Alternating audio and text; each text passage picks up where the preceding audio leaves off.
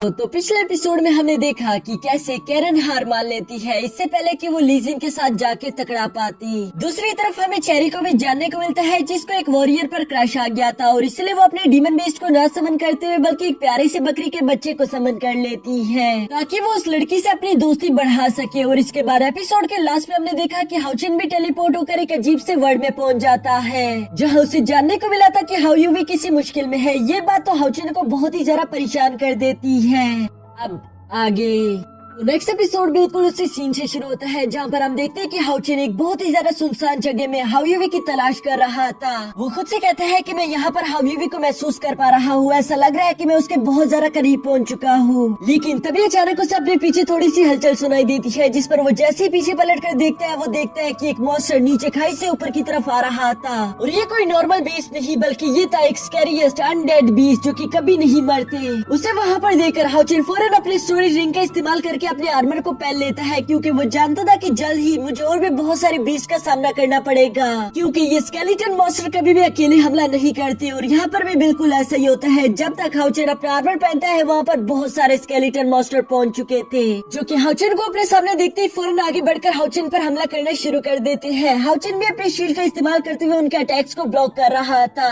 साथ ही साथ हाउचिन अपने स्पिरिचुअल सोर्ड का इस्तेमाल करते हुए वहाँ पर मौजूद सारे के सारे स्केलेटन मॉन्स्टर को डिस्ट्रॉय करने की कोशिश करता है। हाउचिन के लिए स्केलेटन मॉन्स्टर को तोड़ना कुछ मुश्किल नहीं था क्योंकि ये थर्ड लेवल के बीस्ट है, लेकिन यहाँ पर सबसे ज्यादा डरावनी बात तो वही थी कि ये मॉन्स्टर कभी नहीं मरते। हाउचिन चाहे जितनी मर्जी बार अपनी सोर्ड का इस्तेमाल करते हुए इन स्केलेटन्स को तोड़ देता लेकिन ये दोबारा से खुद को इकट्ठा करते हुए जोड़ लेते थे जिसके बाद ये दोबारा से आकर हाउचिन पर हमला करते। हाउचिन इन लोगों के लगातार हमलों से एक बात तो समझ गया था कि मैं इन लोगों को तब तक नहीं हरा सकता जब तक मैं इन लोगों की फायर सोल एनर्जी को खत्म नहीं कर देता। यहाँ ये सब सोचते हुए हाउचिन उन स्केलेटन मॉन्स्टर्स के अटैक को डॉज करते हुए ऊपर की तरफ जंप कर देता है जहाँ पर हम देखते हैं कि इस बार उसने अपनी सोर्ड ऑफ लाइट का इस्तेमाल कर दिया था। इस अटैक की वजह से वहाँ पर मौजूद वो दो स्केलेटन पूरी तरीके से डिस्ट्रॉय हो जाते हैं। लेकिन साथ ही साथ मैं आप लोगों को बता दूं कि हाउचिन जितनी बार भी इस लाइट टेक्निक का इस्तेमाल करेगा उसकी स्पिरिचुअल एनर्जी उतनी ही ज्यादा जल्दी खत्म हो जाएगी क्योंकि हम जानते हैं कि एक वॉरियर ज्यादा देर तक अपनी स्पिरिचुअल एनर्जी के बगैर जिंदा नहीं रह सकता। तो हाउचिन के लिए ये भी करना बहुत ज्यादा मुश्किल होने वाला है। लेकिन हाउचिन जानता था कि मुझे हाउयूवी को बचाने के लिए कुछ भी करना होगा।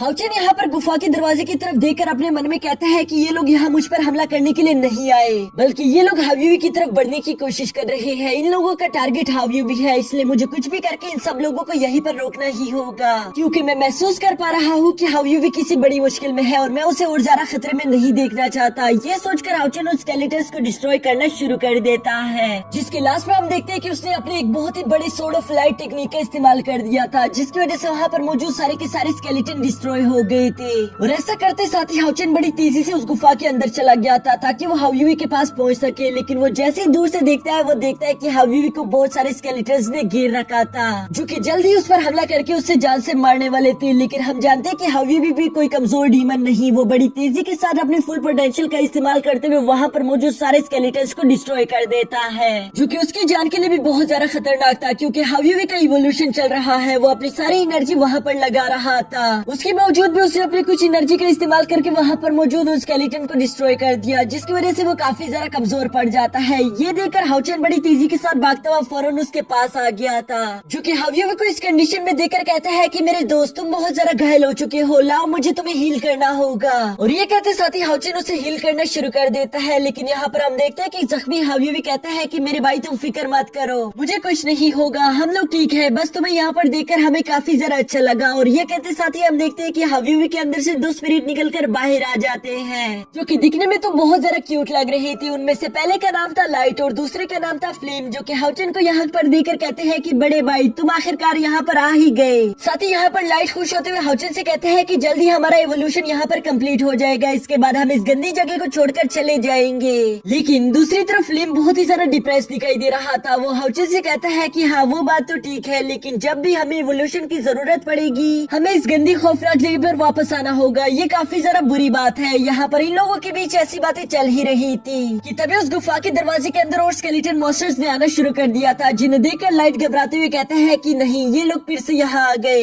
हाउचिन उसे शांत कराते हुए कहता है कि तुम फिक्र मत करो, अब तुम्हारा बड़ा भाई यहाँ पर मौजूद है, तुम बस अपने इवोल्यूशन पर ध्यान दो, इन्हें मैं संभाल लूंगा। और ये कहते साथ ही हाउचिन बहुत ही ज्यादा कूल तरीके से अपने आर्मर और स्वॉर्ड को बाहर निकालते हुए फौरन जंप करके वहाँ पर मौजूद सारे स्केलेटन्स को डिस्ट्रॉय कर देता है। जिसके बाद वो यूं ही लोगों को खत्म करता करता उस गुफा से बाहर आ गया था। अब उस गुफा के अंदर कोई भी स्केलेटन मौजूद नहीं, यानी कि जो भी स्केलेटन मौजूद है वो बाहर है। इसलिए हाउचिन कहता है कि मुझे यहाँ पर मौजूद इन सारे स्केलेटन्स को रोकना ही होगा ताकि हायुई अपनी इवोल्यूशन पर अच्छे से ध्यान लगा सके। यहाँ दूसरी तरफ हम हायुई को भी देखते हैं जिसने अपनी इवोल्यूशन को दोबारा से शुरू कर दिया था।